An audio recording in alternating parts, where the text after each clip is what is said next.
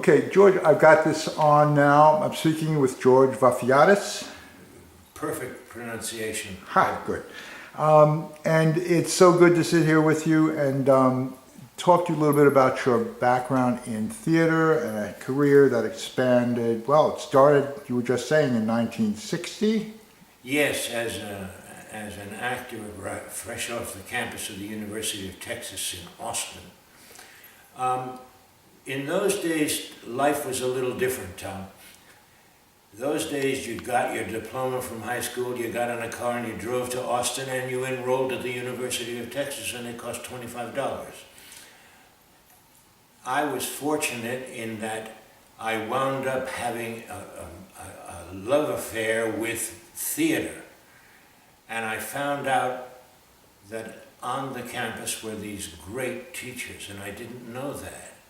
And they, for the next 3 years, they stretched me, they challenged me, they harangued me, and they encouraged me. That if I got into the theater, number one, I shouldn't ever even consider letting somebody talk me out of it. And number two, I was in for the ride of my life. And it's turned out that way. I went into the Army, and that was a small little detour. But after getting discharged, I went to the Oregon Shakespeare Festival as an actor for 3 summers. I did 11 different roles there. And I put into practice the things that I had learned on the campus. And it didn't hurt that one of my teachers was Shakespeare reincarnated. I mean, the man knew everything about Shakespeare. He had actually been a forerunner of the repertory system in England. His name is B. Iden Payne, and he is a saint to me. He also wrote me a letter of recommendation to the Oregon Shakespeare Festival, and that's why they hired me. And I went back for 3 years. But the point is that it made me very comfortable with the classics. They didn't frighten me the way they frightened some actors and directors. But like everything, I wanted to see the world, and I worked outside of New York City. I worked in Erie, Pennsylvania, in Cleveland, Ohio, in St. Louis, in San Francisco. I got a car. I became a one-man band for auditioning. I would drive to theaters. I went to the Stratford Theatre, the Shakespeare Theatre in Ontario, 3 different years. And later on, life has it that they picked up a phone and called me and asked me whether I would join their company. It was a very strange situation, but it was a verification that you want to work. You can find it if you just do it, you know. Let me jump in with a question here, because I think part of what's remarkable to me is not only that you worked outside of New York, that you did a lot of repertory theater, that you worked with fantastic companies in many different places, but along the way, you chose perhaps the most challenging theatrical proposition to go after, which was to stage Greek drama on American stages in companies that perhaps had never even attempted it before. Yeah. When you're fortunate enough to be led into a rehearsal hall and told, well, if you like to stay and watch our work, that's fine, and you sit down and you see work being done in the Greek language, which I understand very well, and you see work being done that you think is great work, you get so excited that, number one, you want to benefit from it as well. You want to learn as much about it as possible. And number two, it's your mission to spread it around so that you influence students, they influence audiences, and the thing becomes recognizable.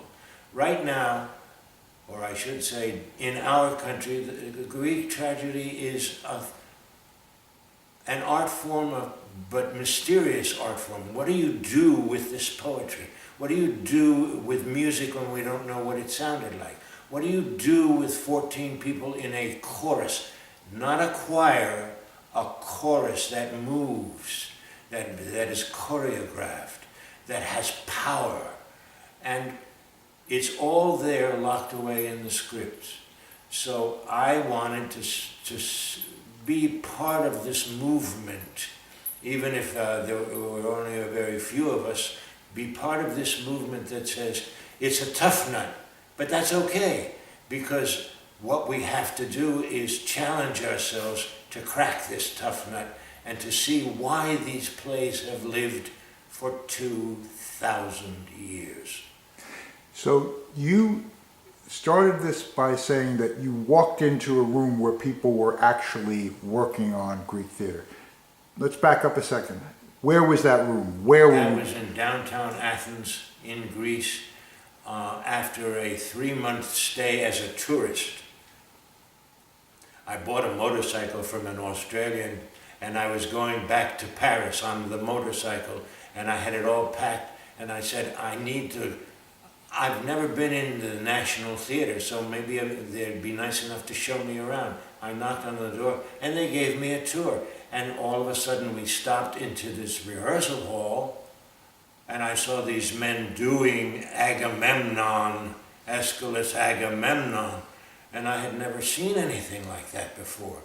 They were doing it in modern Greek, and I said, well, why not look for a really good English language translation to begin with, and then take some of these techniques and bring them to America and adapt them with American actors. And that was 11 tragedies ago. You know, it's worked out well. I find that there is, on the college campuses as well as in certain theaters, a sense of boldness. We can do this. We can share it with our audience. If we do Shakespeare, why can't we do the Greeks? You know what Edith Hamilton said when asked who are the greatest writers of plays in the Western world? And she said, Shakespeare and the 3 Greeks. Now, when you happened upon that, I guess it was rehearsal in Athens. It was rehearsal, yes. Was that the famous director that you mentioned in your book? It was. And could you tell us a little bit about him? Well, he embodies the history of Greece breaking out of its isolation. As a young man, he realized that there were wonderful theaters in Europe that he wasn't aware of them. So he traveled around, and he finally worked with Max Reinhardt in terms of Germanic theater. He went back to Athens and got himself hired as the Director General of the Greek National Theater. Let's give him his name. Dimitris Rondiris. And the first thing he did was he went to Epidaurus and he staged Electra, and it was the first professional production in that theater in 2,000 years. Now there is a festival there every year. Every night they do theater, although when he did it, they didn't have lights, so they did it in the afternoon, you know. Anyway, when I saw the work being done in the hall, I said, I've got to come back. My trip was ending, but I've got to come back. So 7 years later, I went back. He was at Epidaurus with his own theater company doing a production, and I went there daily and took notes, recorded music, went back to Athens, found a composer. We elaborated on the music. I had in my own head my own choreography for the chorus of 14, and I found wonderful actresses with depths of emotion able to carry a play like that. I tested it at a college campus in Ohio. Then, for some strange reason, the way all actors say, you know, if this guy, I can do better than he is as a producer. So I started my own theater on Mount Desert Island in Maine. And the second year, I scheduled Electra. We were successful the first year. The second year, we scheduled Electra, and I notified this New England Theater Conference and entered us into a contest, and we got a citation. That said to me, you can do this in any area of the United States if you have the right translation and the right attitude of the producer. Like the first words out of their mouth, "I'll lose my shirt." And I had to convince them that every time we did it, we made money. We didn't lose our shirt. Trust me.